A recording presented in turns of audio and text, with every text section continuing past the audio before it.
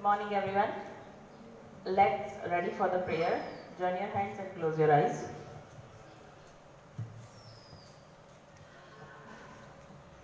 ओ काना अब तो मुरली की मधुर सुना दो तान। ओ काना अब तो मुरली की मधुर सुना दो तान। मैं हूँ तेरी प्रेम दीवानी, मुझको तू पहचान। मधुर सुना दो तान। ओ काना अब तो मुरली की मधुर सुना दो तान। जब से तुम संग मैंने अपने नैना जोड़ लिए हैं, क्या मैया क्या बाबुल सबसे रिश्ते जोड़ लिए हैं। तेरे मिलन को व्याकुल है कब से मेरे प्राण। मधुर सुना दो तान। ओ काना अब तो मुरली की मधुर सुना दो तान। सागर से भी गहरे मेरे प्रेम की गहराई, लोग लाज गुल की मर्यादा तज कर मैं तो आई। मेरे प्रीत से ओ निर्मोही अब ना बनो अनजान। मधुर सुना दो तान। ओ काना अब तो मुरली की मधुर सुना दो तान। मैं हूँ तेरी प्रेम दीवानी, मुझको तू पहचान। मधुर सुना दो तान। मधुर सुना दो तान।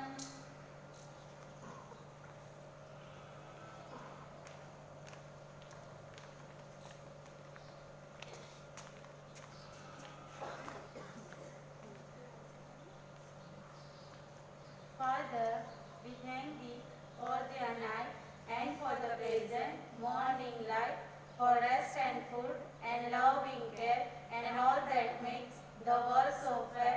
Help us to do the things we should, to be to others kind and good in all we do, in all we say. Help us to grow more loving every day.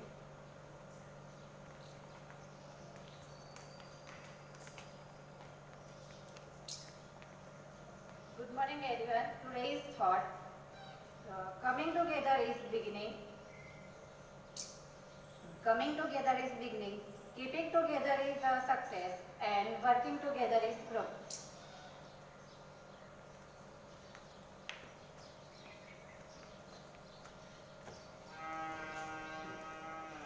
Good morning, everyone. Today's news headlines: Manipur 6 Congress MLAs tender resignation.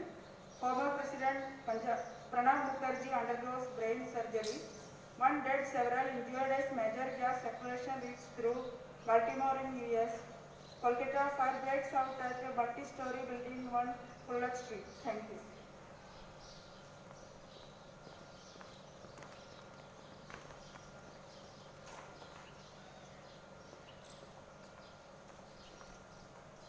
Good morning, all of you. Today special में देखा जाए तो अभी त्योहार चल रहा है हमारे, तो सातम जो है वो, और स्पेशल डे अगर हम देखें तो कल है हमारे लिए जन्माष्टमी। ओके, कल जन्माष्टमी का पर्व है। तो आज हम जन्माष्टमी क्यों मनाते हैं, क्यों सेलिब्रेट करते हैं, वो आज मैं आपको बताना चाहूँगी। तो जन्माष्टमी का त्योहार जो कि कृष्ण भगवान का है, ओके, तो वो क्यों मनाते हैं हम? तो ये बात शुरू होती है मथुरा गांव से, ओके। मथुरा जो है, मथुरा में एक राजा कंस की बात है इसमें कि कंस जो था वो बहुत ही आसुरी शक्ति वाला था, माने उसमें वो एकदम लालची और लोभी था। और उसकी जो बहन है, इसी कारण उसने उसकी जो बहन है देवकी का जो देवकी की शादी है उसने करवाई वासुदेव से, ओके। तो जब शादी खत्म हुई उसके बाद जो है आकाशवाणी होती है। आकाशवाणी में कहा जाता है किसे, कंस को, कि जो ये देवकी के 8वें पुत्र है वही तुम्हारा विनाश करेगा। माने तुम जो ये अत्याचार कर रहे हो, इतना लोभ कर रहे हो, वो कौन नाश करेगा उसका? देवकी का 8वां पुत्र। तो ये बात सुनकर जो कंस है वो क्रोधित हो जाता है, बहुत उसे गुस्सा आता है और वो सोचने लगता है कि अब क्या करूं। तो बाद में वो देवकी और वासुदेव को जेल में बंद कर देता है, कारावास में। और उसके बाद जब देवकी के जो बच्चे होते हैं जो 7, तो वो उसे बारी बारी आकर उसे मार देता है कंस, क्योंकि उसे डर था कि ये देवकी का कोई भी पुत्र मुझे मार ना दे, इसलिए सारे बच्चों को वो मार देता है।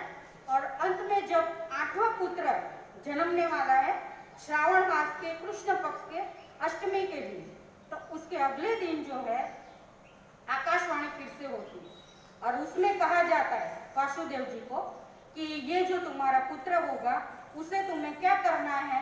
तो बाजू में जो यमुना नदी के उस पार जो गोकुल गांव है, वहां पर नंद और यशोदा के वहां भी एक पुत्री का जन्म होने वाला है। तो वहां तुम्हें क्या करना है, ये बच्चे को बदल कर वो बच्ची को यहाँ लेकर आना है, आपका पुत्र वहां रख देना है। तो वो बंदी है, तो वासुदेव बोलते हैं कि मैं तो बंदी हूँ, मैं कहाँ से जाऊँगा। तो जो आकाशवाणी में कहा जाता है कि वो उसकी चिंता आपको करने की जरूरत नहीं है, सारी जो आपकी बंदी जो है, ये जो सब जेल है, जो भी सिपाही खड़े हैं, वो सारा रास्ता आपका हो जाएगा। तो वहां से जो है वासुदेव, जैसे ही पुत्र का जन्म होता है वासुदेव जी उसे लेते हैं, तुरंत उनकी बेड़ियां खुल जाती है, सारे दरवाजे खुल जाते हैं, जेल के सिपाही सारे हैं जो बेहोश हो जाते हैं। उसी टाइम वासुदेव जी अपने पुत्र को लेकर टोकरी में रखते हैं, फिर यमुना किनारे जाते हैं, यमुना नदी जैसे तैसे पार करके वो गोकुल गांव में पहुंचते हैं। गोकुल गांव में जो है नंद के वहां वो पहुंचते हैं, नंद जी के वहां एक पुत्री का जन्म हुआ होता है, तो वहां पर वो अपने पुत्र को छोड़ देते हैं और पुत्री को लेकर वापस आ जाते हैं मथुरा में। तो ये जो था, ये पुत्र जो था वासुदेव जी का और देवकी का 8वां पुत्र कृष्ण भगवान, जिन्होंने जो राक्षस जो था ये कंस, उसके अलावा कई सारे राक्षस और जो खराब विचार वाले कई सारे जो राक्षस थे, सभी का विनाश कर किया उन्होंने कृष्ण भगवान ने। तो यहाँ पर जो है धर्म के ऊपर धर्म का विजय किया श्री कृष्ण भगवान ने। तो इसीलिए श्री कृष्ण भगवान का जो जन्मदिन है वो हम अष्टमी के दिन, माने कि कल हम मनाते हैं जन्माष्टमी के तौर पर। और इस दिन हम बहुत सारी मतलब उपवास रखते हैं और कृष्ण भगवान की पूजा करते हैं। तो ये था जन्माष्टमी के त्यौहार की बात। तो आप सभी को अभी से एडवांस में जन्माष्टमी की हार्दिक शुभकामनाएं अस्तु।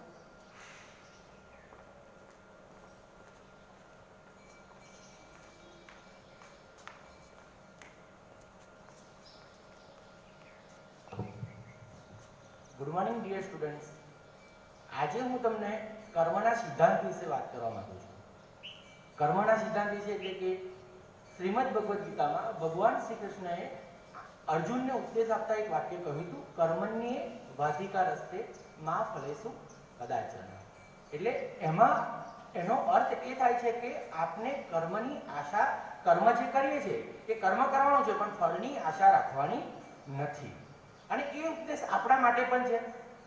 આપણે પણ જે કર્મ કરીએ છીએ એમાં આપણે ફળની આશા રાખ્યા વિના આપણે કર્મ કરવાનું છે.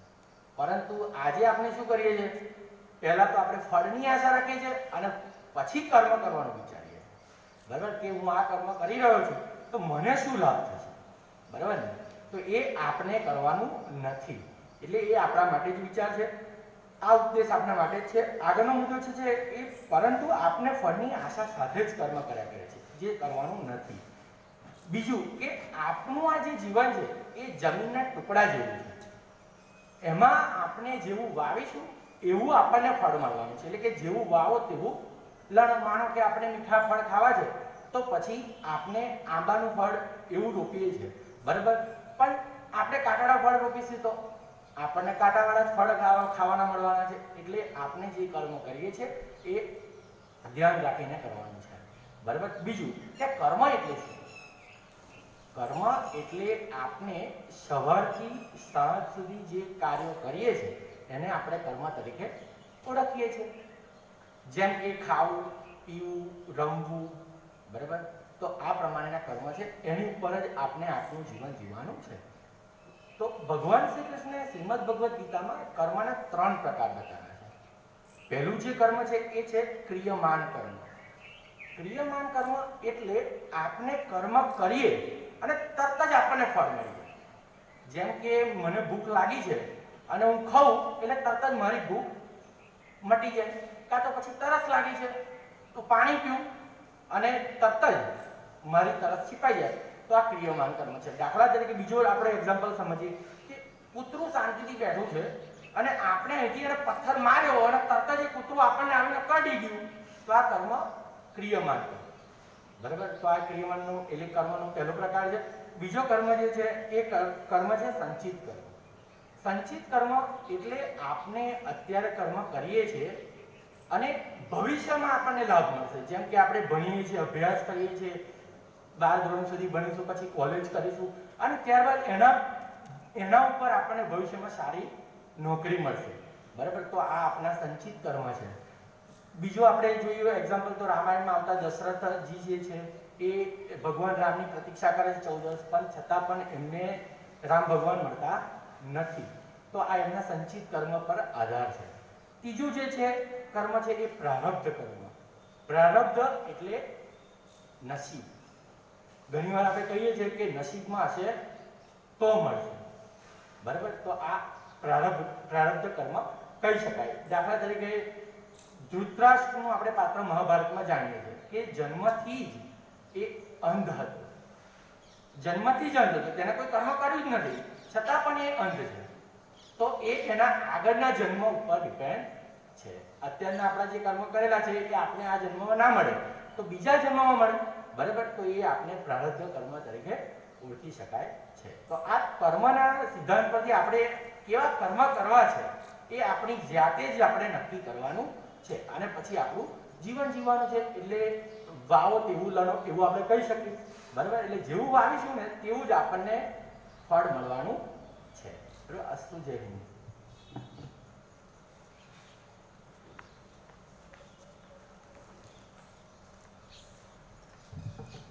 Get ready for the place we will take place together.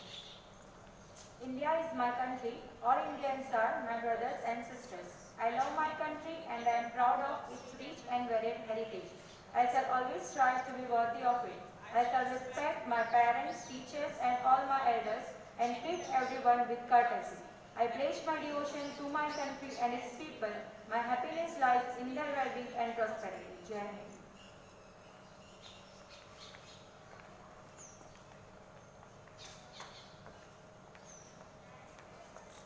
Get ready for the national song. Stand it is. Attention. Step. Vande Mataram. Vande Mataram. Sujalam Sufalam. Malayaj Sheetalam. Sasya Shyaamalam. Mataram. Vande Mataram. Suprajosha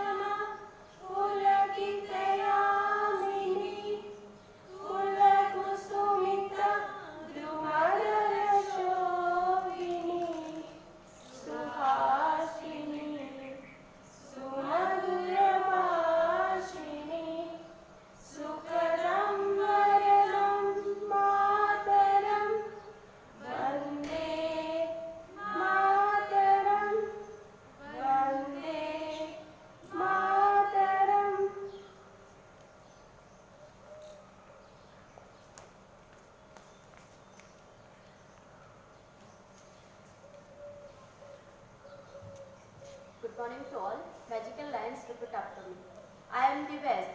I am blessed. God is with me. God is with me. Today is my day. Today is my day. I can do it. I can do it. I am winner. I am winner. I am very happy.